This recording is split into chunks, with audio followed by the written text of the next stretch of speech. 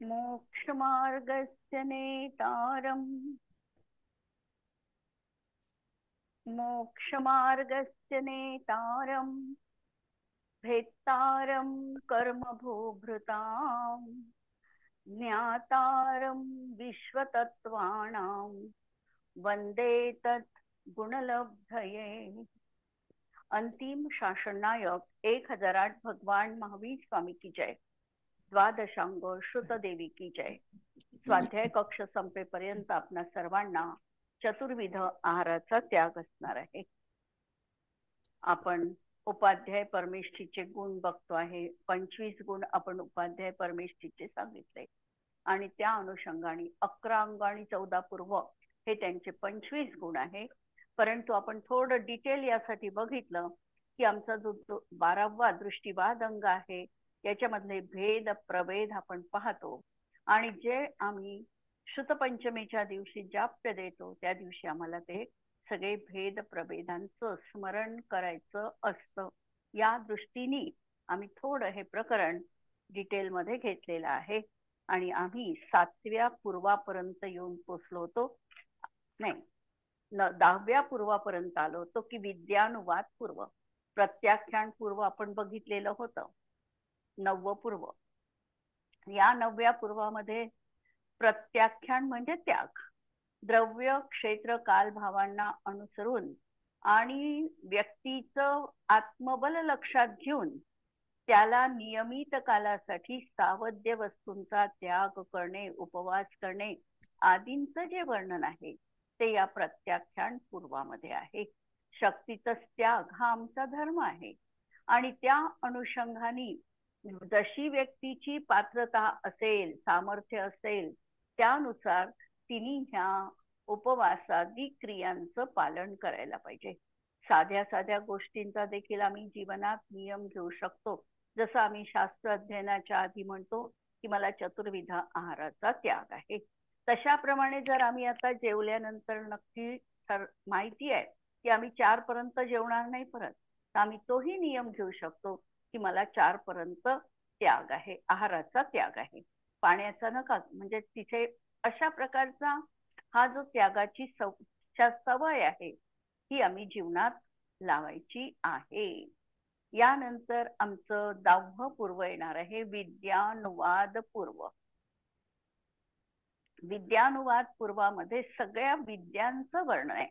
अंगुष्ट, प्रसेन वगैरे 700 क्षुद्र विद्या आहे आणि रोहिणी आदी 500 महाविद्या आहे। त्यांचं स्वरूप काय आहे, त्या कशा प्रकारे सिद्ध केल्या जातात, मंत्र, तंत्र, पूजा, विधान या सगळ्यांचं आणि अष्टमहानिमित्त ज्ञानाचं याच्यामध्ये वर्णन आहे। जसं आकाशामधला तारा तुटल्यानंतर त्यांना जाणीव झालेली होती की आकाशातला तारा तुटलेला आहे, कोणत्या तरी मुनींवर घोर उपसर्ग होणार आहे। हस्तिनापूर नगरीमध्ये 700 अकंपणाचार्य, 700 मुनींवर उपसर्ग आहे हे त्यांनी निमित्त ज्ञानाने जाणलं। अशा प्रकारे भौम, नक्षत्र, नंतर शरीराची स्थिती, त्याच्यावरचे तीळ आदी बघून या सगळ्या महानिमित्तांच्या माध्यमातून पुढे काय घडणार आहे भविष्य काळात याचं ज्ञान होणं हे सगळं विद्यानुवाद पूर्वामध्ये वर्णन याचं आम्हाला वाचायला मिळतं। नंतरचा अंग आहे 11वं अंग कल्याणवाद पूर्व। कल्याणवाद, कल्याणिक, तीर्थंकरांच्या ज्या कल्याणिकांचं वर्णन आहे, 5 कल्याणिक जे होतात हे कशा प्रकारे संपन्न केल्या जातं, अगदी बारीक डिटेल वर्णन आम्हाला या कल्याणवाद पूर्वामध्ये वाचायला मिळणार आहे। नंतर प्राणावाय पूर्व, 10 प्राणांचं वर्णन, आयुर्वेद, वैद्यशास्त्र या सगळ्यांचं वर्णन, प्राण टिकण्यासाठी काय काय आवश्यक आहे याच्याच मध्ये उग्रादित्य नावाचे एक आचार्य होऊन गेले ज्यांचा कल्याणकारक हा ग्रंथ आहे आयुर्वेदावरचा। पूज्यपाद आचार्य आहे, या पूज्यपाद आचार्यांनी तर मन, वचन आणि काय तिन्ही आमचे नियमित कसे राहतील यासाठी 3 स्वतंत्र ग्रंथांची रचना केली। वाचा सिद्धीसाठी व्याकरणाची रचना केली, पूज्यपाद कृत व्याकरण, पाणिनीचं व्याकरण, कातंत्र व्याकरण, हे सगळे आचार्य आमच्या भाषा शुद्धीसाठी प्रयत्न करणारे होते. नंतर मनाची शुद्धी व्हावी म्हणून समाधी शतक सारखा त्यांनी ग्रंथ लिहिला आणि कायेची शुद्धी व्हावी यासाठी आयुर्वेदावरचा देखील ग्रंथ पूज्यपादाचार्यांनी लिहिला.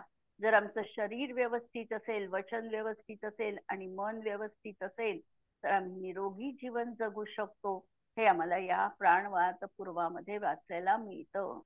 नंतरच 13वं पूर्व आहे क्रिया विशाल पूर्व. क्रिया विशाल 72 कला, छंद, अलंकार, 64 प्रकारचे स्त्रियांचे गुण कोणते असतात, नृत्य, वर्णन आदी सगळ्यांचं यामध्ये विस्तृत वर्णन आहे.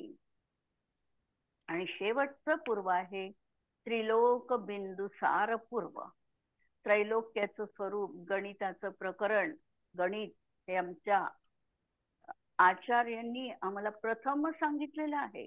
त्यानंतर गणितावर लिहिल्याने अनेक हिंदू आचार्य होऊन गेले, हिंदू संत होऊन गेले. पण सर्वप्रथम गणिताची जी पहल केली असेल नेमिचंद्र आचार्य यांनी सांकेतिक भाषा रूढ केली.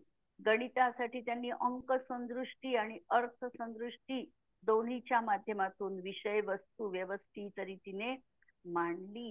हे सगळं वर्णन आम्हाला त्रिलोक बिंदुसार यती वृषभाचार्य हे गणितांचे जाणकार होते. असे हे अनेक महनीय आचार्य, प्रातस्मरणीय आचार्य आहे.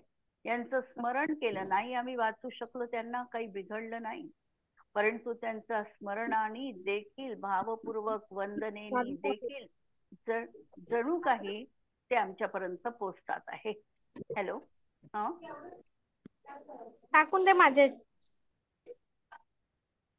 अशा तऱ्हेने हे 14 पूर्वांचं वर्णन आपण बघितलं. आणि आता आम्ही परत दृष्टिवाद अंगाच्या नंतरच्या भेदावर येणार आहे. दृष्टिवाद अंगाचं नंतरचा भेद आहे चूलिका. 5 भेद मी सांगितलेले होते. पहिला परिकर्म, परिकर्माचे आपण 5 भेद केलेले होते. जंबूद्वीप चंद्र प्रज्ञप्ती, सूर्य प्रज्ञप्ती, जंबूद्वीप प्रज्ञप्ती, द्वीपसागर प्रज्ञप्ती आणि व्याख्या प्रज्ञप्ती. सूत्रामध्ये आम्ही सूत्राचे भेद केलेले नव्हते. नंतर प्रथमानुयोगाचे पण भेद केलेले नव्हते. त्यानंतर चौथ्या याचे भेद केले, पूर्वाचे 14. आणि हा शेवटचा 5वा भेद आहे चूलिका. चूलिका याचे देखील 5 भेद आहे. पहिली आहे जलगता चूलिका. जलगता म्हणजे पाण्याचं स्तंभन कसं केल्या जातं, पाण्यामध्ये प्रवेश करून कसं राहायला पाहिजे, किंवा पाण्यामध्ये जे जात होते पहिल्यांदा तर त्यावेळेला ते कशा प्रकारे पाण्यामधून गमन करत होतं, अग्निस्तंभन, त्यात बसणं, प्रवेश करणं, अशा अनेक मंत्रतंत्र आणि तपश्चर्यांचं वर्णन या जलगता चूलिकामध्ये आहे. स्थलगता मेरू पर्वतामध्ये, मेरू पर्वत ठोस आहे, परंतु या मेरू पर्वतातही शरीराला सूक्ष्म करून निवास करता येतो. सूक्ष्म अशी त्यांची जी विद्या आहे त्या विद्येच्या माध्यमातून. म्हणून मेरू पर्वतामध्ये जमिनीमध्ये प्रवेश करणं, शीघ्र गमन करणं. जे शीघ्र गमन, आम्हाला ही मंत्र आज माहिती नाही, ह्याच्यापासून आम्ही लुप्त झालेलो आहे. पण जर आम्ही रामायण कालीन जरी लेख काढले आम्ही, तरी अशा प्रकारची आम्हाला माहिती मिळते.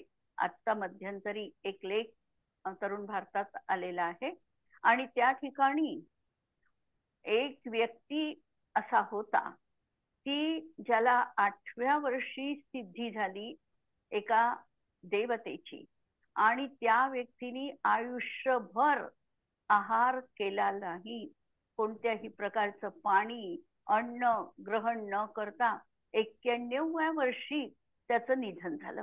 आणि त्याच्यावर अनेक डॉक्टरांनी संशोधन केलं आणि संशोधनांती त्यांना आढळलं की यांनी खरंच काही खाल्लेलं नाही, याला आहार पण नव्हता आणि निहार पण नव्हता, आणि सूर्यप्रकाशामध्ये बसून त्यापासून ऊर्जा मिळवून त्या व्यक्तीने आपलं आयुष्य वेचलेलं होतं. म्हणजे आयुष्यामध्ये पूर्ण त्यांनी तशा प्रकारची साधना केलेली होती.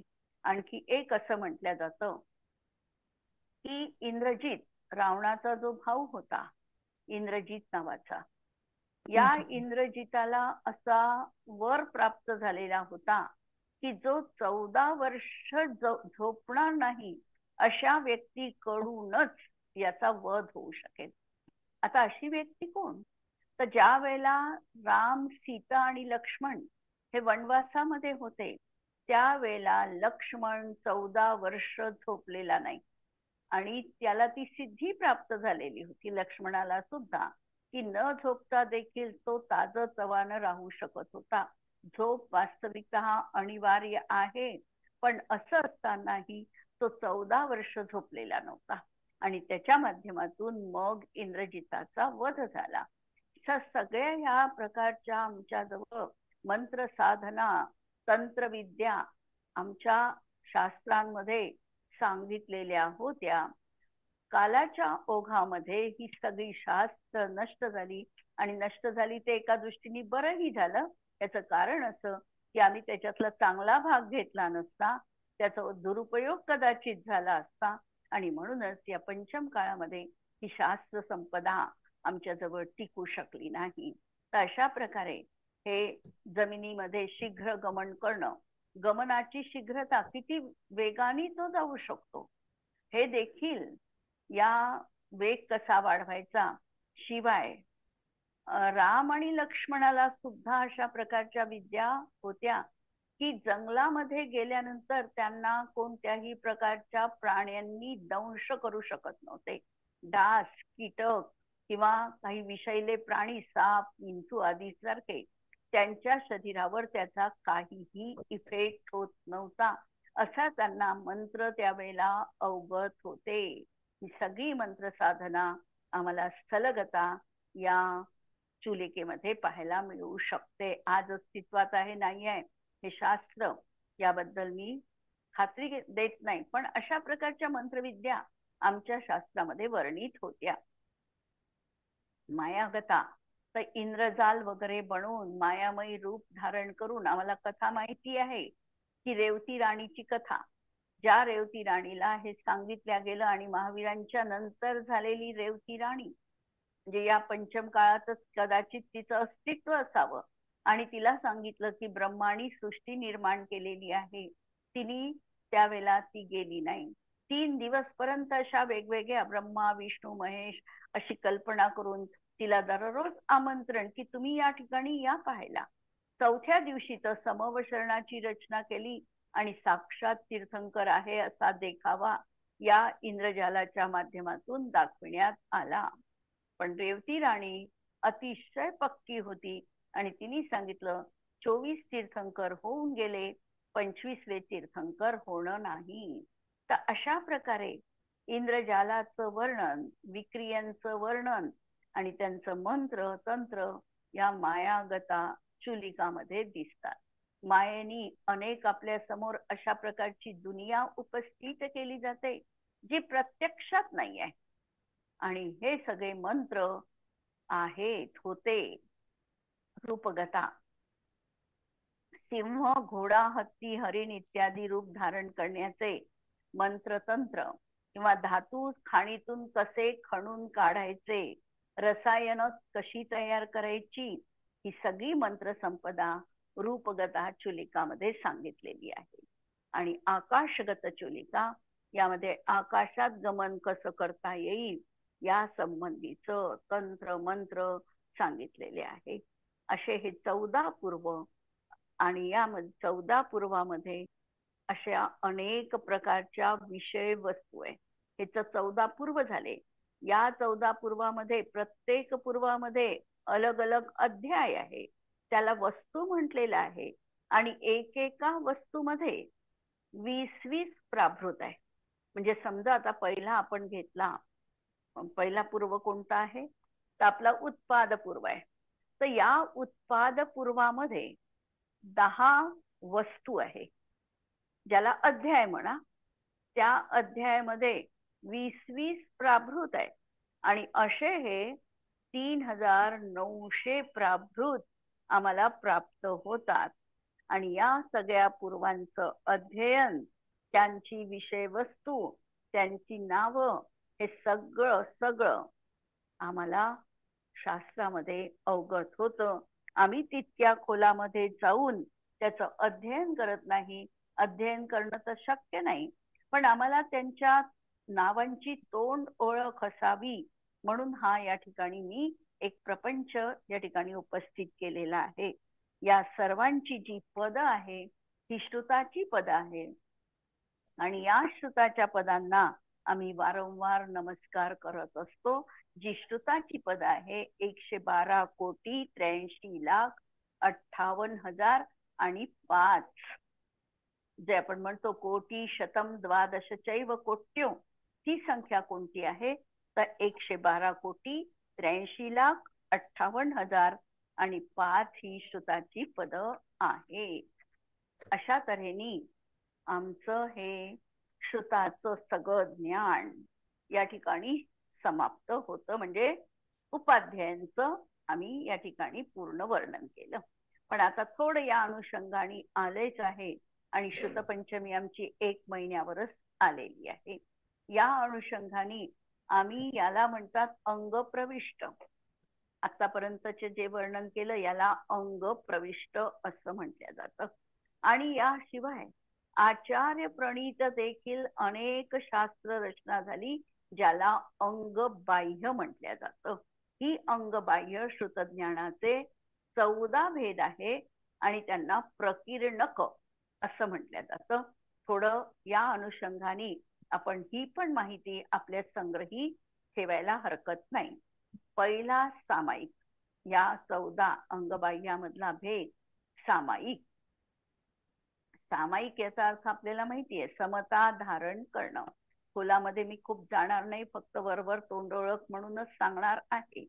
या सामायिकाचे 6 भेद आहेत. नाम सामायिक, स्थापना सामायिक, द्रव्य सामायिक, क्षेत्र सामायिक, काल सामायिक आणि भाव सामायिक. नाम सामायिक म्हणजे एखाद्याचं सामायिकामध्ये नाव ठेवणं. नंतर स्थापना म्हणजे एखाद्या पदार्थात सामायिकाची स्थापना करणं. सामायिक शास्त्र जाणणारा पण वर्तमानामध्ये तो न करणारा असा सामायिक हा द्रव्य सामायिक आहे. क्षेत्राविषयी रागद्वेष न करणे हे क्षेत्र सामायिक. कोणत्याही ऋतू, पक्ष, दिवस, नक्षत्र याबद्दल रागद्वेष न करणे हे काल सामायिक. आणि भाव सामायिक, त्या सामायिकालाही तो जाणतो आहे आणि वर्तमान काळात त्याचा उपयोग देखील सामायिकामध्ये आहे असा हा आत्मा हा भाव सामायिक म्हटल्या जातं. नंतर दुसरं याच्यामधला भेद आहे चतुर्विंशती स्तव. स्तव 24 तीर्थंकरांचे अतिशय, प्रातिहार्य, लांछन, शरीराची उंची आदींचं वर्णन या स्तवामध्ये आहे. आणि तिसरं वंदना. वंदनेमध्ये कोणत्याही एका तीर्थंकराला प्राधान्य देऊन एकाच तीर्थंकरांची गुणानुवाद केल्या असतो. जसं महापुराण असेल तर आम्हाला साकल्याने दिसतं की त्यामध्ये आदिनाथ स्वामींचंच त्या ठिकाणी वर्णन आहे. महावीर पुराण आहे, शांतीनाथ पुराण आहे. या पुराणांमध्ये एकाच तीर्थंकरांचं वंदन दिसतं, याला आम्ही वंदना म्हणतो. आणि जर आम्ही उत्तर पुराण घेतलं गुणभद्र आचार्यांचं तर यामध्ये 24 तीर्थंकरांचं वर्णन दिसतं, त्याला आम्ही स्तव म्हणू शकतो. प्रतिक्रमण प्रमादाने किंवा असावधानतेने केलेल्या दोषांचं निराकरण करणं याचं नाव आहे प्रतिक्रमण. प्रतिक्रमण 7 प्रकारचं आहे. एक दैवसिक म्हणजे दिवसा ज्या काही चुका घडलेल्या आहेत त्याबद्दल क्षमा याचना. एक रात्री घडलेल्या दोषांबद्दल. पाक्षिक, चातुर्मासिक, संवत्सरिक, नंतर ऐर्यापथिक म्हणजे चालताना जे काही आमच्याकडून प्रमत्त अवस्था घडली त्याबद्दल. आणि शेवटचं उत्तमार्थिक प्रतिक्रमण की जे सल्लेखणा धारण करताना व्यक्तीला सर्व प्रकारच्या जीवांची क्षमाभाव याचना करावी लागते, त्याला म्हटलेलं आहे उत्तमार्थिक प्रतिक्रमण. यामधला 5वा भेद आहे वैनयिक. 4 प्रकारच्या विनयांचं वर्णन किंवा 5 प्रकारच्या विनयांचं वर्णन. 5 प्रकारचे विनय. 4 प्रकारचे विनय आम्हाला माहिती आहे जे तत्वार्थ सूत्रात आलेले आहे. परंतु आणखी त्याशिवाय एक विनय आहे, उपचार विनय. ज्ञान विनय, दर्शन विनय, चारित्र विनय आणि तप विनय हे 4च प्रकारचे विनय तत्वार्थ सूत्रकारात आलेले आहे. वैनयिक या अंगबाह्यामध्ये आम्हाला उपचार विनय पण पाहायला मिळतो. कृती कर्म म्हणजे दीक्षा घेणे आदी ज्या काही क्रिया आहे त्या अनुषंगाने जी कर्म करावी लागतात त्यांना मंत्रोच्चार करावा लागतो. ज्या काही विधी विधान आहे याला कृती कर्म म्हणतात. जसं आम्हाला सामायिकाला बसायचं आहे तर सामायिकाला बसताना आम्हाला 3 आवर्त, 1 शिरोनती, 4ही बाजूला अशा प्रकारे नमस्कृती हे जसं सांगितलेलं आहे याला कृती कर्म म्हटल्या जातं. नंतर दशवैकालिक द्रुम पुष्पादी 10 अधिकारांनी मुनींच्या आचाराचं वर्णन केलं हे दशवैकालिक मध्ये आहे. उत्तराध्ययन अनेक प्रकारच्या उपसर्ग आणि 22 प्रकारचे परिशह कसे सहन करावे त्याचं फल काय आहे याचं ज्यात वर्णन आहे ते उत्तराध्ययन. कल्पव्यवहार यतींचे योग्य आचार आणि त्या आचारापासून भ्रष्ट झाल्यास योग्य प्रायश्चित्त काय असेल त्याचं वर्णन. नंतर महाकल्प. महाकल्प तर 6 प्रकारचा काल मुनींच्या जीवनात सांगितलेला आहे. एक दीक्षा काल, शिक्षा काल, गणपोषण काल, आत्मसंस्कार काल, भावना काल आणि उत्तमार्थ काल. या 6 कालांनी युक्त मुनींच्या आचारांचा उपदेश या महाकल्पामध्ये असणार आहे. कल्पाकल्प गृहस्थ आणि मुनी यांच्या योग्य अयोग्य आचारांचं वर्णन द्रव्य, क्षेत्र, काल आणि भावास अनुलक्षून योग्यायोग्य विचार हा महाकल्पाकल्प यामध्ये सांगितला आहे. आणि पुंडरीक 4 प्रकारच्या देवांमध्ये 4 प्रकारचे देव भवनवासी, व्यंतर, ज्योतिष्य आणि कल्पवासी या 4 प्रकारच्या देवांमध्ये उत्पत्ती होण्यास कारण असलेले दान, पूजा, तप, अकाम निर्जरा, संयम, सम्यक्त्व यांचं वर्णन या पुंडरीक अंगबाह्यामध्ये आहे. महापुंडरीक महर्दिक देव देवी यात उत्पन्न होणाऱ्या कारणांचं वर्णन आणि अशीतिक मनुष्याचं वय, सामर्थ्य यांना अनुलक्षून लहान मोठ्या अपराधांचं प्रायश्चित्त यामध्ये सांगितलेलं आहे. अशा प्रकारे हे 14 जे आहे हे 14 अंगबाह्याचे भेद म्हटल्या जातात. अशा तऱ्हेने हे अंगबाह्य आणि अंग प्रविष्ट एवढी ही श्रुतांची संख्या आम्हाला मिळते. आणि समस्त श्रुतज्ञानाच्या अक्षरांची संख्या ही एक द्वीप प्रमाण आहे. एक द्वीप प्रमाण ज्याला म्हटल्या जातं इकठ्ठी म्हटल्या जातं, ज्याला शास्त्रामध्ये इकठ्ठी म्हटल्या जातं. आणि ही संख्या मी व्हॉट्सअपवर टाकेल. ही जी मोठी संख्या आहे ती मी व्हॉट्सअपला टाकेल. आणि अंगप्रविष्ट जे आहे अंगप्रविष्ट मध्यम पदांची संख्या ही जवळजवळ 1,06 अब्ज 34 कोटी 43,83 लक्ष 7,000 आणि 888 आहे.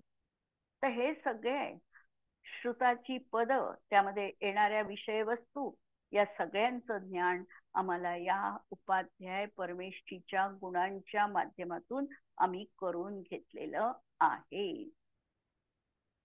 यावर कुणाला काही प्रश्न असेल तर विचारू शकता. अन्यथा साधू परमेष्ठींच्या गुणांकडे आपण वळू.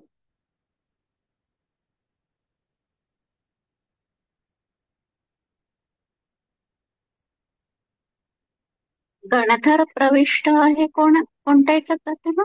गणधरांनी सांगितले. हा, गणधरांनी रचलेलं अंग प्रविष्टामध्ये अंगप्रविष्टात आणि त्यांच्या उत्तरवर्ती आचार्यांनी जी ग्रंथ संपदा रचली ती अंगबाह्यात.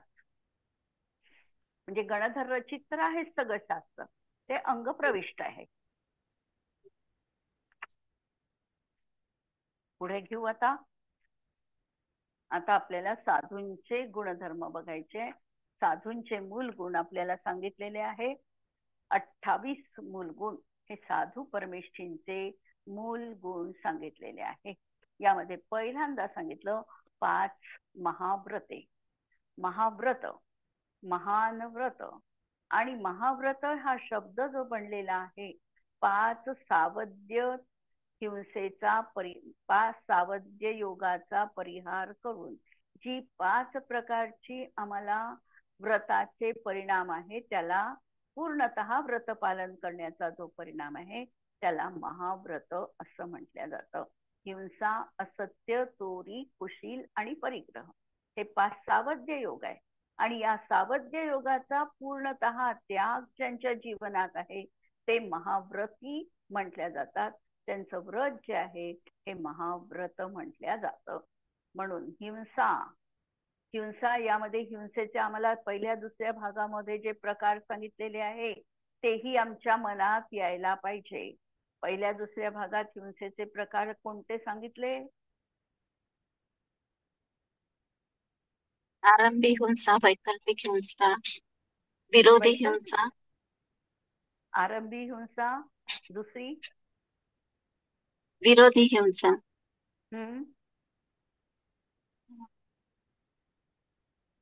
अजून विरोधी नाही आहे का? आहे ना, विरोधी आहे. हा, विरोधी झाली का? आरंभी हिंसा, दुसरी विरोधी हिंसा. अजून संकल्पी हिंसा. संकल्पी, हा बरोबर आहे. संकल्पी हिंसा. संकल्पी हिंसा. आणखी उद्यमी हिंसा. हा, उद्यमी. आरंभ हिंसा, उद्यमी हिंसा, विरोधी हिंसा आणि संकल्पी हिंसा. 4 तऱ्हेच्या हिंसा जीवनात सांगितलेल्या आहे. आरंभ, उदरनिर्वाहाचे काम करताना जी आमच्याकडून हिंसा घडते ती आरंभी हिंसा. उद्योग करत असताना आम्ही थोडा नफा ठेवून, अवास्तव नाही, योग्य प्रमाणामध्ये नफा ठेवून जो आम्ही व्यवहार व्यापार करतो तेव्हा उद्यमी हिंसा. आमच्या धर्म आणि धर्म आयतनावर कोणत्याही प्रकारचा आघात होत असेल तर त्याचा प्रतिकार करण्यासाठी जी हिंसा आम्ही करतो किंवा अपरिहार्यपणे करावी लागते ती विरोधी हिंसा. आणि संकल्पपूर्वक त्रास देण्याच्या हेतूने, मन दुखविण्याच्या हेतूने जी आम्ही हिंसा मुद्दाम जाणून बुजून करू ती संकल्पी हिंसा. या 4 हिंसेपैकी श्रावक अवस्थेमध्ये संकल्पी हिंसेचा त्याग सांगितलेला आहे. कोणत्याही प्रकारे जाणीवपूर्वक मुद्दाम संकल्प करून बदला घेण्याच्या हेतूने, मन दुखविण्याच्या हेतूने कोणत्याही तऱ्हेची हिंसा न करणं याचं नाव आहे अनुव्रत, हिंसानुव्रत. याला म्हणायचं अनुव्रत. आणि या 4ही प्रकारच्या हिंसेचा त्याग ज्यांच्या जीवनात आहे ते आहे महाव्रत. दुसऱ्या तऱ्हेने हिंसेचे 2 प्रकार सांगितले, भावहिंसा आणि द्रव्य. हा, द्रव्य हिंसेमध्ये जीवाची घडणारी, आमचा असावधता असताना जीवाची घडणारी प्रत्यक्षात हिंसा ही झाली द्रव्य हिंसा. आणि भावहिंसा ही आमच्या मनामध्ये अशुभ विचार येणं, हिंसेचे परिणाम असणं, रागद्वेषाची निर्मिती होणं, अप्रादुर्भाव खलु रागादीनाम भवेत्य हिंसेती. प्रादुर्भाव आमच्या अंतरंगात रागद्वेषादी परिणामांचा होणं ही म्हणजेच भावहिंसा आहे. प्रत्यक्षात भावहिंसा कोणती? तर आमच्या अंतरंगामध्ये रागद्वेषाची निर्मिती होणं, मारण्याचा भाव तर दूर, पण त्याच्याही आधी रागद्वेष उत्पन्न होणं ही भावहिंसा आहे. इतकी सूक्ष्म काटेकोर व्याख्या पुरुषार्थ सिद्धी उपायमध्ये आचार्य, कोण पुरुषार्थ सिद्धीचे आचार्य? अमृतचंद्र आचार्य. आणि अमृतचंद्र आचार्यांचं नाव लक्षात यासाठी की त्यांनी कशावर टीका लिहिलेली आहे? सर्वार्थ सिद्धी. सर्वार्थ सिद्धी ही पूज्यपाद आचार्यांची तत्वार्थ सूत्रावरची टीका आहे. अमृतचंद्र आचार्यांनी अध्यात्म अमृत कलश समयसारवरची टीका, समयसारवर अध्यात्म अमृत कलश नावाची टीका, आत्मख्याती नावाची टीका. आत्मख्याती ही अमृतचंद्र आचार्यांची समयसारवरच्या टीकेचं नाव आहे. हे अमृतचंद्र आचार्य ज्यांनी समयसार, प्रवचनसार या ग्रंथांवर टीका लिहिले, त्याच आचार्यांनी श्रावकांसाठी एकमेव ग्रंथ लिहिला आणि ज्याचं नाव आहे पुरुषार्थ सिद्धी उपाय. आणि त्यामध्ये हिंसेचं वर्णन अतिशय अनेक श्लोकांमध्ये केलेलं आहे. त्यामध्ये सांगितलं की अंतरंगामध्ये जिथे रागद्वेषाची निर्मिती होते तो म्हणजेच भावहिंसा आहे. आणि द्रव्यहिंसा प्रत्यक्षामध्ये जीवाची विराधना घडणं, या दोन हिंसेमध्ये प्रामुख्याने सांगितलं की भावहिंसा प्रधान आहे, द्रव्यहिंसा गौण आहे. ठीक आहे, यावर कुणाला काही प्रश्न? 5-1 मिनिटाचा वेळ आहे आपल्याकडे. पहिल्यांदा हिंसेचं स्वरूप समजलेलं आहे. हिंसेची तत्वार्थ सूत्रामध्ये व्याख्या काय सांगितलेली आहे? तत्वार्थ सूत्र ग्रंथात कल्पू,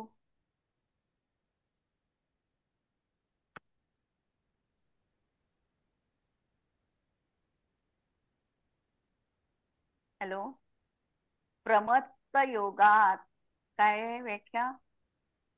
प्रमत्त योगात प्राणव्यपरोपणम हिंसा है ना. प्रमत्त योगात शब्द कोणता वापरलाय? प्रमत्त योगात. प्रमत्त योग म्हणजे असावधानता असताना आम्ही एखादी क्रिया करतो आहे, दैनंदिन क्रिया, आणि ती क्रिया आम्ही स्वच्छ भांड पाहून घेतलं, तांदूळ पाहून घेतले, या ठिकाणी आमचा प्रमत्त योग नाही. परंतु ज्या वेळेला आम्ही ती क्रिया सजगपूर्वक करत नाही, सावधानतापूर्वक करत नाही, त्यावेळेला हिंसा घडो अथवा न घडो, आमची सावधानता नाही आणि म्हणून आम्हाला हिंसेचा दोष लागतो. याला म्हणायचं प्रमादानी घडलेली हिंसा. त्यामध्ये द्रव्य हिंसा किती घडली हे महत्वपूर्ण नाही. काय महत्वपूर्ण आहे? आम्ही सावध होतो की बेसावध, बेहोशीत काम केलं. बेहोशीत काम केलं असेल म्हणजे आम्ही बघून केलं नाही तर आम्हाला हिंसेचा दोष आहे. अशा प्रकारे हिंसेची व्याख्या आचार्य उमास्वामींनी तत्वार्थ सूत्रामध्ये दिलेली आहे. म्हणून हिंसा पहिल्यांदा. तर मग खोटं भाषण, दुसरं काय सांगितलं? खोटं भाषण म्हणजे असत्य. असत्यामध्ये आम्ही काय करतो? असत्यामध्ये खोट्या बोलण्याच्या वचनाचा सर्वथा त्याग. याही ठिकाणी आम्हाला प्रमत्त योगात हे शब्द 5ही ठिकाणी लावायचे. प्रमत्त योगात प्राणव्यपरोपणम हिंसा असदभिधानम अनृतम. असदभिधानम अनृतम म्हणत असताना प्रमत्त योगात असदभिधानम अनृतम, प्रमत्त योग पूर्वक खोटं बोलणं, याला असत्य वचन म्हटलेलं आहे. असत्य वचनामध्ये वस्तू जशी आहे तशी न मांडणं, वस्तूचं विपरीत स्वरूप मांडणं, अशा तऱ्हेचं असत्य वचन अनेक प्रकारचं असणार आहे. याचा त्याग महाव्रतामध्ये सर्वथा आहे. आणि अनुव्रतामध्ये विपत्ती अवस्थेमध्ये कदाचित थोडस खोटं बोलावं लागलं तरीही ते क्षम्य मानलेलं आहे अनुव्रतामध्ये. अनुव्रत आणि महाव्रतामध्ये, महाव्रतामध्ये विपत्तीमध्ये देखील त्या ठिकाणी खोटं बोलण्याची सवलत नाही आहे. श्रावकांना जर विपत्ती येत असेल तर थोड्या फार प्रमाणामध्ये किंचित खोटं बोलण्याची सवलत आहे अनुव्रतात. म्हणून खोटं भाषण, इथे महाव्रत सुरू आहे, साधूंचे व्रत आहे, म्हणजे त्यांना पूर्णतः असत्य वचनाचा त्याग आहे. ते भाषा समितीचं पालन करतात, इकडे सत्य महाव्रताचं पालन करतात. काय संबंध आहे भाषा समिती आणि सत्य महाव्रत? है ना. भाषा समिती, समितीमध्ये काय आहे? बोलण्यातील सावधानता. आणि सत्य महाव्रतामध्ये बोलताना कसं बोलायचं, हित मित प्रिय, कमीत कमी शब्दात, योग्य वाटेल असंच, कधी कधी तर साधू असंयमीशी बोलणं देखील त्यांना उपयुक्त वाटत नाही, असंही बऱ्याच वेळेला आहे. हे त्यांचं सत्य महाव्रत आहे. पुढचं प्रकरण आपण नंतरच्या याच्यामध्ये बघू. जिनवाणी के ज्ञान ते सुझे लोकालोक, सो वाणी मस्तक नमो सदा देत हूँ को. नमो अरिहंताणम नमो सिद्धाणम नमो आयर्याणम नमो वज्रायाणम नमो लोये सवत्साहुणम. सर्वांना जय जिनेंद्र.